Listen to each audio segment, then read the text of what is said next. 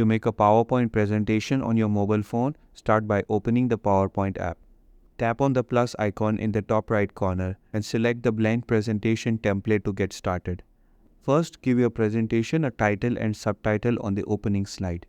Then move to slide 2 and type in your contents, for example, red, orange, blue, and green. Tap next and the app may automatically suggest a template, or you can choose a design that fits your topic. Close the preview and return to the main menu to continue editing. You can add more slides by tapping the plus sign. To change a slide's layout, go to Home Layout and choose the format that matches your content. If you don't need a text box, you can simply cut or delete it. You can also insert shapes and pictures. Just tap on Photos, select your image and crop it as needed. PowerPoint may also suggest design ideas based on your image. To customize further, type any text you want, change the font and color, or delete a slide if it's not needed. You can also add transitions between slides and animations to your text for a dynamic effect.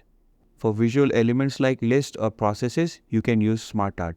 Just add a new slide, tap Insert, then Smart Art, then select a style, for example, a list format.